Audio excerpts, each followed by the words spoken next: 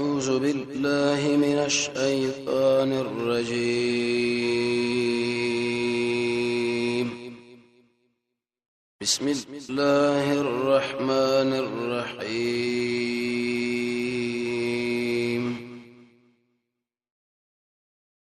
دو درشم نمبر آیت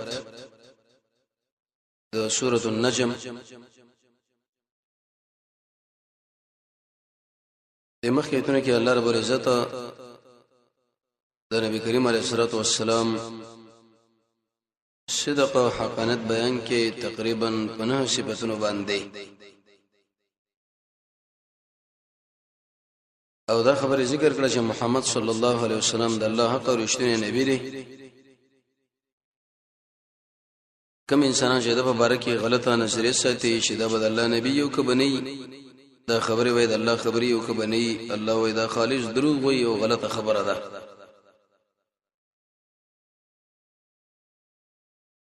د نبی صلی الله علیه وسلم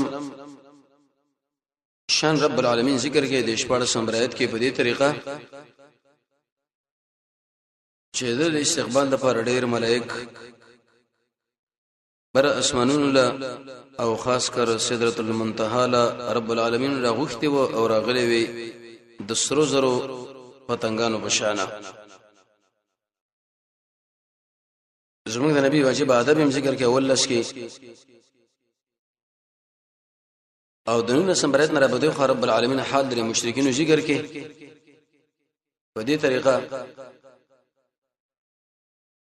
دا تاسو جنن د الله نه سوا د بل چا بندگی کوي لات ته عزا منات اسی د ذری په اندازه باندې د دوی د حال څخه تشریح مونږ لرا کوي چې څه کاری کړي کارنامې کړي او حقدار د بندگی په وګرځيږي بلکې هیڅ هم نه کړي.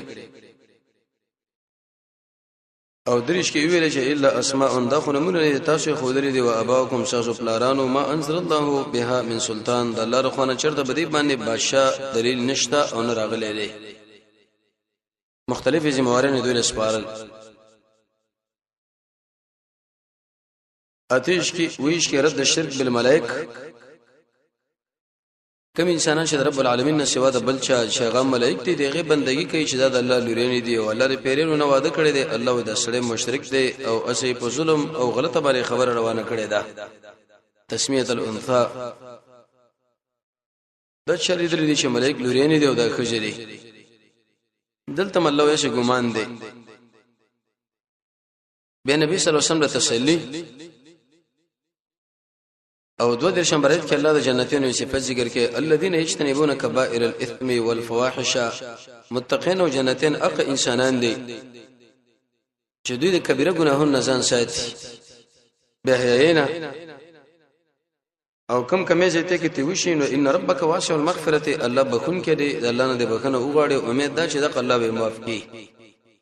ذکر به حد مهربان دی. په مخکې درس کې موږ دا ویلو په حواله د ابن جرير کتاب الزواجر د ابن حجر الحيثمي ابن كثير مدارج السالكين د شیخ الاسلام ابن قیم رحمه الله چې چا وسوره جمع کړي وي چې اویا چا څلور سوا چا وڅ سل او چا نیم سل د کبیره ګناهونو تعریف هم ذکر کړی شو چې دا څه ویل شي پاغي کې حد پاغي کې نار غضب عظیم ليس منا دا ټکی استعمال شوی جرأت سره ګناه وشي. د بدعتي انسان ګناه د مخلوق حق طرف کوله انسان په ګناه باندې اصرار وکړي مشواله مقصد وګرځولې شي. او ابو بکر او دقشن ابو اسحاق الاسفرئی شیخ الاسلام ابن قیم رحمه الله دی خلق ویلو چې دا فرقونه نه دي په کار دا صغیره او دا کبیره وجه دا کدا فرقونه چرته ذکر کړی شي نو انسان به صغیره ګناه باندې ډېر تیز راځي چې بس دا صغیره دا او دا صغیره دا او دا به موعده دا کړو چې الله په فضل او کرم سره په دې مناسبت باندې شي من او تاسو ټول ملګری د دې ګناهونو لاس په سر باندې شو که چرته بکې وردن نشي او ځان تیر ورسته کو او کني یو چې ځان نورم کله کوسه ته اسنه بګراګیر نشو د قران او سنت نه یو سلو ګناهونه انتخاب شوی چې دغه باره کې به تشکیره کیږي د الله په فضل او کرم سره چې کوم اندازې پورې ورسېدا مخکې مدا خبره کړو هر هغه ګناه چې قران او سنت په هغه باندې اطلاق وکي او اجماع چې دا کبیره ده عظیم یا شخ عذاب ده بده کې بده باندې حد دی د دې په کون کې باندې لعنت ته بده چې انسان باندې جنت منه ده دقیق ویلې شي کبیره او د دین ځان ساتل ضروری لازمی واجبي دي چې اسنه بعضی د شي ګناهونه دي چې انسان هغه دنیا کې به اسنه مرادي بربادي ورسره برام شي لکه به تور مثال حسد محمد رسول الله فرمایي صلی الله علیه وسلم انسان چې کله حسد کوي د انسان د نیک عمل بده شي بربادي کې لکه څنګه چې سړی بده وختو باندې چاړه راکایي اول چې موږ وسوسونه بده وخت کې عمل وینا او کچرته عمل پیدا شي نو هغه ماتو غړو هغه ډیر دریا او د شینو باندې آبادی دا ورسره یوزي خو کبم وشي او زمنګ نه حسد وشو نو زمنګ هغه ټول ګناهونه رسول الله فرمایي ختم شي بل ځکه به دې شي وای ذات البین نبی صلی الله علیه وسلم فرمایي چې ایاکم بالحالقه ای انسانانو دا هغه ګناهونه ځان ساتي چې هغه وختو غني دا ګناهونه خري د مسلمانانو باندې کې اختلاف مصیبت او جنجال جوړول ته د خپل کمال غني چالاکی چې د دوه قومونو مابین کې او د دوه مسلمانانو مابین کې او د دوه خاندانونو مابین کې ما دغه جنجال او مصیبت جوړ کې او به کدا د چې استاد د نیک عمل به ټول د منځ وړي وي قران کریم کې رب العالمین فرمایي د څومره مزیدار آیت دی خوګه ان تجتنبوا كبائر ما کچرته تاسو ځان وساتئ د هغه کبیره ګناهونه چې تاسو منشوي یې نو الله رب العزت فرمایي چې یو بس تاسو ګناهونه من ختم کو او بل تاسو من جنت له داخل کو عجیب دې باندې تر سوچ کوا د سورې نساء آیت ته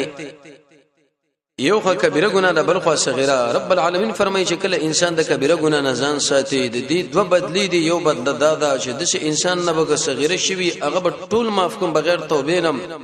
او جنت له برسړې ز داخل کوم کبیره ګناه نه صرف بغیر ځان وساته او دې ایتونه کې الله رب العزت فرمایي ويجزي الذين احسنوا الله رب العزت بدل ورکي اق انسانانو چې توحید قبول کړي دي بالحسنى په حالت باندې دا څوک دي الذين يجتنبون كبائر الاثم دا اق انسانان دي چې د کبیره ګناهونو نه ځان ساتل او بحیاينا الا لمم اس خطرات قلبيه چې بده جوړ کی زیرا زی پتی باندې الله مونږ ډرانی شي تر څو پر چې موږ عمل کړه وښته نه او ان ربك واسع المغفره استاد رب ډیر پراخه بخنی والا دي کله قران کې الله رب عزت شي فرمایي چې ازما بندگانو لا تقنطوا من امید کېږي د الله د رحمتنا الله رب العزت ټول ګناهونه انسان لا معاف کوي ټول دا څومره مزیدار آیتونه دي خواږه حدیث کې راځي د الله نبی فرمایي دنیا ما فيها ټول نه مل دا آیت خوګ دي چې زموږ ګناهونه به الله معاف کړي مسلم کې روایت دی رسول الله فرمایي صلی الله علیه وسلم و الصلاه الخمس نه پنځه منځونه سار ماسپکین مازیګر ماخام ماخصنه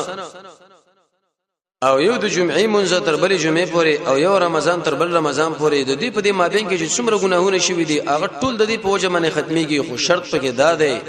چې دې سړي به د کبیره ګناه نه ځان ساتلې وي کبیره ګناه نه ځان وساته یو جمعه چې وکړه بل منځ پورې یو جمعې منځ چې وکړه تر بلې پورې یو رمضان چې روزه ونیول تر بل پورې په دې منځ کې څومره ګناهونه درنشوي رب العالمین فرمایي چې هغه ټول تعالی زما معاف کوما الحمدلله په دې رحمت زموږ الله او سوره فرقان کې الله فرمایي معاف کول خود څه کوي بلکې صدا ګناهونه الله عزوجل استپنه کې باندې اړي نیکی دي نیکی د ګناه دي نیکی شوا خو دې سل کبیره ګناهونه کې اولنې الاشراک بالله عز وجل شرک د رب العالمین سره شریک جوړول شرک څه معنی ده تعلق د الله رب العزت نه کټ کول یو بل چاله منسوبول د عزت مسله لکه څنګه چې الله کوي د غیر الله بهم کوي قانون لکه څنګه چې د الله من لیکيږي د الله رب العزت نشوا د بل چاره مو منل شي او د زړه کې لکه څنګه چې د الله سره موږ مینه ساتو تعلق ساتو محبت ساتو د دې بل سره تعلق ساتل وکړه دی د عزت په اړه کې د بندګۍ الله رب العزت لرکو سجده کېږي د بل لدی مش د الله په نامه باندې نظر او نیاز کېږي د بل په نامه دی مشي د رب العالمین د لپاره بندگی کې دي شي دی بل دې مش شیخ عبد السلام رحمه الله تنشید الاذهان کې به ټول اقسام د شرک ذکر کړی دي په الخالقیت ځان لا چې رب العالمین سره بل شریک ګڼل په ربوبیت په الاسماء والصفات رب العالمین نمونه ورانه ولا په التحکیم په دې ځمکه کې د الله د قانون نه سوا د بل چا قانون منل صد الله منل او صد غیر الله محمد رسول الله فرمایي الا انبئكم اي خلق تاسو له اطلاع درنکم به اکبر الكبائر په هغه ګناهونو باندې چې په ټولو ګناهونو کې کبیره ګناه ده صحابه پوښتنه وکړه چې رسول الله ولی نه معنا ضرور د موږ لراکا و الاشراك بالله رب العالمین سره شریک جوړول مخکې مو ویلې الله له رکوع غیر الله له رکوع الله له سجده کې د الله نه سوا بل دي مش الله له در مدد شي ویلې شي دی بل دې مو ویلې شي فلانی را ورسېګه په نیک نظر د الله قانون دې په دې اسمه کومن لې شي دی بل دې مو من لې شي د عزت او ذلت نسبت رب العالمین له شي دی ور کوي دا بل دې مو کې دا څومره اقسام چې د توحید شرک دي هغه ټول کې دا ور داخل شي الذين يجتنبون كبائر الاسم دا معنا اق انسان جدي بد الشرك نه ځان ساتي د چې انسانان له الله بالحسنى جنت دي محمد رسول الله فرمایي علي صاحب له ویل چې دا څلور اعلانونه وکړي نه هم کله هجرت معنی یو به کې عجیب اعلان دا دی چې مشرک انسان به نشي ورتلې ګوره دی جنت لا ترغیب او ترهیب کې روایت ته نبی صلی الله علیه وسلم فرمایي چې وړاندې زمانہ کې او دربار او التب چې خلق په لار ته ریدو داغه په نامه باندې به چې شي اچوله چې هیڅ نه یو معمولی خو نشه راوړل خپل کېده دوه کسانی ونیول د یو لویل چې څواچو هغه نشته وی یو مچ قدر واچو وې دام نشم کولای وې د مچ د وزر په اندازه باندې شی واچو کینه وژنم دی وې مچ وژل او د قشن هغه اته ورو ورزول او دی بل لویل چې ته وې زه هیڅ شلم تیار نه یم زه د ارشد الله په نامه منم په خدا چې دغه